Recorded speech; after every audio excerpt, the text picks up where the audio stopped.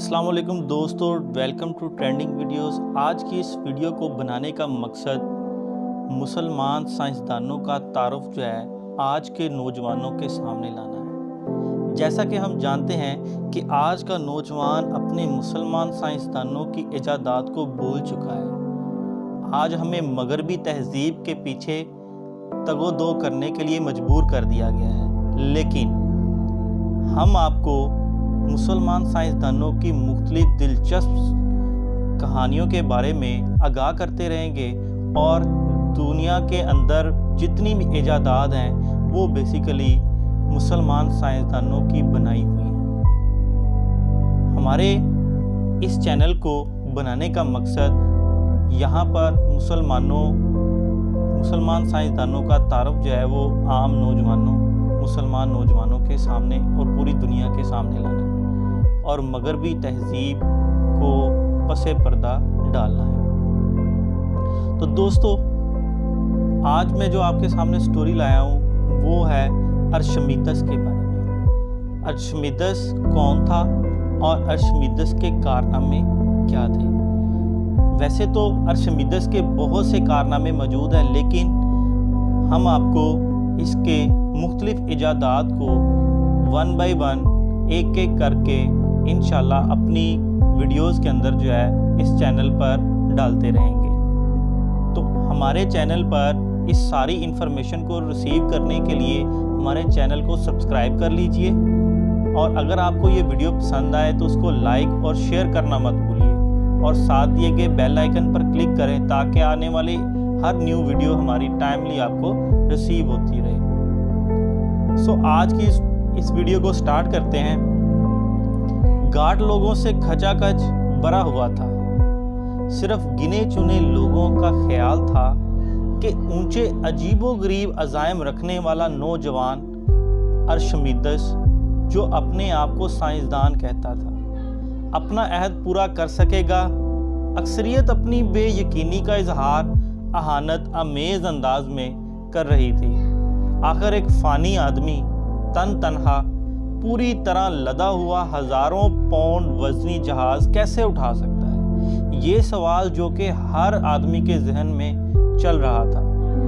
جب بادشاہ ہائرون جہاز کی طرف بڑھا تو بے یقینی کے شکار مجمع پر خاموشی چھا گئی۔ بادشاہ نے رسے کا سرا پکڑ لیا جو ارشمیدس نے چرخیاں نصب کر کے ان پر لٹکایا تھا۔ رسے کا دوسرا سرا گودی میں لنگر انداز ایک عظیم الجثہ اور بھاری بھرکم تجارتی جہاز سے بندھا تھا۔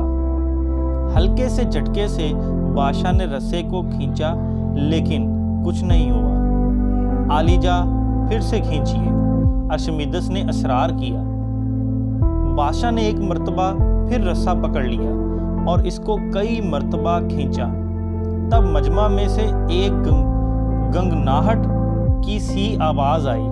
ایسا لگتا تھا کہ جیسے جادو کے زور سے جہاز کا ڈمبالا آہستہ آہستہ پانی سے اوپر اٹھ رہا تھا۔ مجمع کی گنگناہٹ تالیوں کے شور میں تبدیل ہو گئی، اور بادشاہ اپنے پہلو میں کھڑے ہوئے سنجیدہ روح سائنسدان کی طرف مبارکباد دینے کے لیے مڑا۔ یہ وہی سائنسدان تھا جس نے اسے اور چرخیوں کے تجربہ کو ترتیب دیا تھا۔ ارشمیدس، تم پھر کامران رہے، وہ پکار اٹھا۔ سائنسدان کے کمالات کی واقعی کوئی انتہا نہیں ہے۔ ارشمیدس ان بے شمار سائنسدان کا پیش رو تھا جن کو اگرچہ بنیادی طور پر خالص سائنس میں دلچسپی تھی، لیکن انہوں نے بہت سی ایسی مشینیں اور میکانی ایجادیں کی جن کو نوع انسانی نے امن کے دیوانوں میں تعمیری اور جنگ کے دنوں میں تخریبی مقاصد کے لیے استعمال کیا۔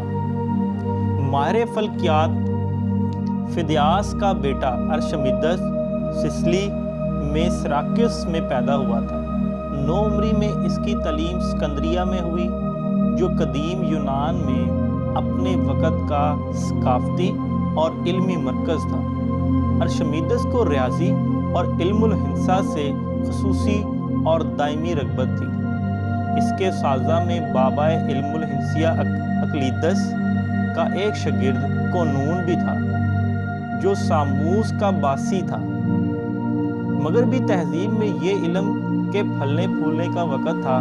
فیثاغورس اور اقلیدس کی تصانیف میں زمین اور کائنات کی کایا پلٹ کر رکھتی تھی اور انسان کو فاصلوں، خلائی رابطوں اور اقلیدسی اشکال کا ایک نیا ادراک بخشا تھا۔ ارشمیدس کی خواہش تھی کہ وہ فلسفی ریاضی دان بنے اور اپنی زندگی انسان کے علم ریاضی کو وسعت دینے کے لیے وقف کر دے۔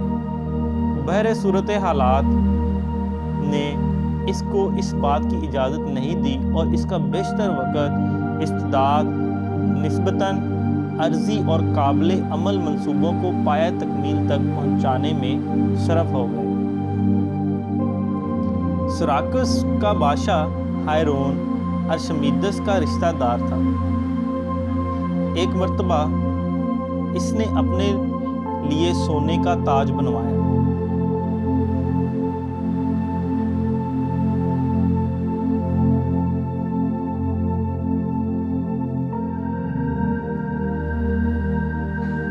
اس کو شبہ ہوا کہ سونار نے کوئی بے ایمانی کی ہے، چنانچہ اس نے ارشمیدس سے کہا کہ وہ کس طریقے سے معلوم کرے کہ تاج خالص سونے کا ہے یا نہیں۔ کافی عرصہ تک تو ارشمیدس کی سمجھ میں کچھ نہیں آیا۔ ایک دن ایسا ہوا کہ ارشمیدس پانی سے بھرے ٹب میں اترا تو پانی چھلکا۔ بجلی کے کوندے کی طرح ایک پلک کے ادراک میں اس کو اپنے مسئلے کا حل مل گیا۔ کہا جاتا ہے کہ وہ چیخنے لگا، یوریکا یوریکا یوریکا، یعنی مجھے مل گیا ہے، اور اپنی برہنگی کو بھول کر سراکیوس کی گلیوں میں دوڑتا ہوا گھر کو روانہ ہوا۔ اس کے ذہن میں یہ تجویز آئی تھی کہ وہ تاج کا ہموزن خالص سونا پانی سے بھرے ہوئے برتن میں ڈبوئے گا اور اس میں سے جو پانی چھلکے گا اس کو ناپے گا۔ اس کے بعد سونے کے تاج کو پانی کے برتن میں ڈبوئے گا اور نتیجے کے طور پر چھلکنے والی پانی کے حجم کا پہلے چھلکنے والے پانی کے حجم سے موازنہ کرے گا۔ ارشمیدس نے دیکھا کہ تاج کو پانی میں ڈبونے سے جو پانی چھلکا تھا اس کی مقدار اس پانی سے مختلف تھی جو تاج کے ہموزن سونے کو پانی میں ڈبونے سے چھلکا تھا۔ اس کا مطلب یہ تھا کہ دونوں کے اجزاء مختلف تھے۔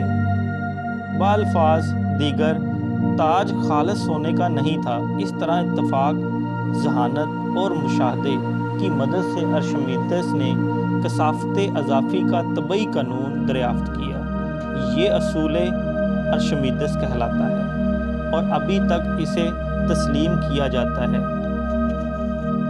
تو دوستو، اسی طرح اس کی روح سے سیال میں ڈوبے ہوئے جسم کا اتنا ہی وزن کم ہو جاتا ہے جتنا اس کے حجم کے برابر سیال کا وزن ہوتا ہے۔ تو یہ تھی آج کی سٹوری ارشمیدس کا اصول کا جو بیک گراؤنڈ ہے وہ ہم نے آپ کو بتایا۔ اسی طرح مختلف مسلمان سائنسدانوں کی جو کہانیاں ہیں، ان کی ایجادات ہیں، ان کو جاننے کے لیے ہمارے چینل کو لائک، سبسکرائب اور شیئر کریں تاکہ ہماری نیو آنے والی ویڈیوز جو ہے وہ آپ تک بآسانی پہنچ سکیں۔ بہت شکریہ۔ اللہ حافظ۔